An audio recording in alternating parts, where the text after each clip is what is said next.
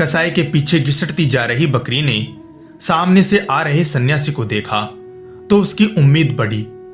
मौत आंखों में लिए वह विनती करने लगी, महाराज, मेरे छोटे छोटे मेमने हैं, आप इस कसाई से मेरी प्राण रक्षा करें। मैं जब तक जीऊंगी अपनी बच्चों के हिस्से का दूध आपको पिलाती रहूंगी। बकरी की करुण पुकार का सन्यासी पर कोई असर न पड़ा। वह निर्लिप्त भाव से बोला, मूर्ख बकरी, क्या तू नहीं जानती कि मैं एक सन्यासी हूं? जीवन मृत्यु, हर्ष शोक, मोह माया से परे। हर प्राणी को एक न एक दिन तो मरना ही है। समझ ले कि तेरी मौत इस कसाई के हाथों लिखी है। यदि यह पाप करेगा तो ईश्वर इसे भी दंडित करेगा। मेरे बिना मेरे मेमने जीते जी मर जाएंगे। बकरी यह कहकर रोने लगी। तुम मूर्ख हो, रोने से बेहतर है कि भगवान का नाम लिया जाए।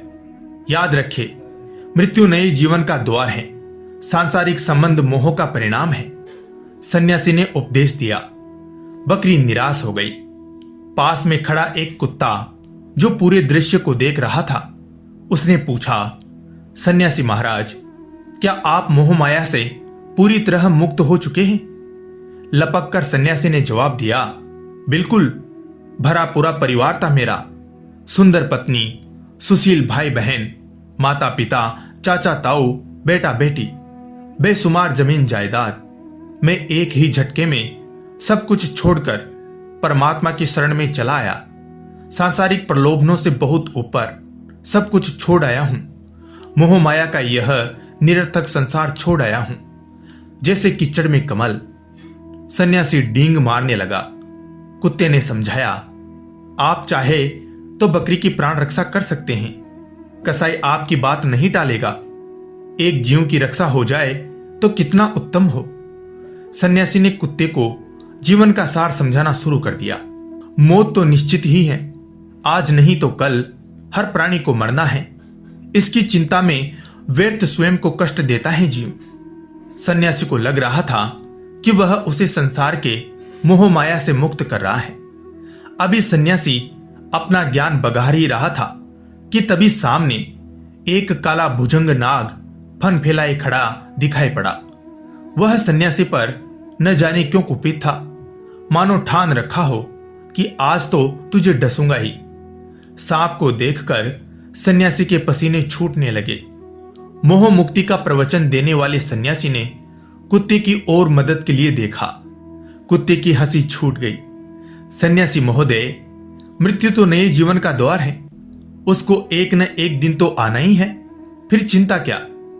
कुत्ते ने सन्यासी के वचन दोहरा दिए। इस नाग से मुझे बचाओ।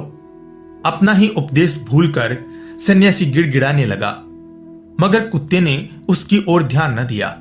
कुत्ते ने चुटकी ली, आप अभी यमराज से बातें करें। जीना तो बकरी भी चाहती है। इससे पहले कि कसाई उसको लेकर दूर निकल जाए, मुझे अपना कर्तव्य पूरा करना है।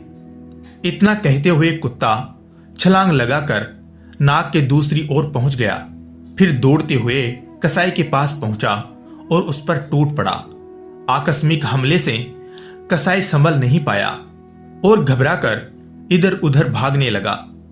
बकरी की पकड़ ढीली हुई तो वह जंगल में गायब हो गई। कसाई से निपटने के बाद कुत्ते ने सन्यासी की ओर देखा। सन्यासी अभी भी मौत के आगे कांप रहा था। कुत्ते का मन हुआ कि सन्यासी को उसके हाल पर छोड़कर आगे बढ़ जाए, लेकिन अंतर आत्मा की आवाज नहीं मानी। वह दौड़कर बिस्तर के पीछे पहुंचा और पूंछ पकड़कर झाड़ियों की ओर उछाल दिया। सन्यासी की जान में जान आई। वह आभार से भरे नेत्रों से कुत्ते को देखने लगा। कुत्ता बोला, महाराज, जहां तक मैं समझता हूं, मौत से वही ज्यादा डरते हैं जो केवल अपने लिए जीते हैं। एक इंसान और एक जानवर में क्या अंतर है? इंसान केवल अपनी परवाह करता है, परंतु जानवर दूसरों का ख्याल रखते हैं। प्रभु नाम जपने से कोई प्रभु का प्रिय नहीं हो जाता। जिसके मन में दया और करुणा नहीं, उनसे तो ईश्वर भी प्रसन्न नहीं होते। धार्मिक प्रवचन केवल पाप बोध से कुछ पल के लिए तो बचा लेते हैं, परंतु जीने के लिए संघर्ष अपरिहार्य है। और यही वास्तविकता है। मन में यदि करुणा ममता न हो तो धार्मिक रीतियां भी आडंबर बन जाया करती हैं। ऐसी ही और कहानियां सुनने के लिए चैनल को सब्सक्राइब करें और लाइक करें।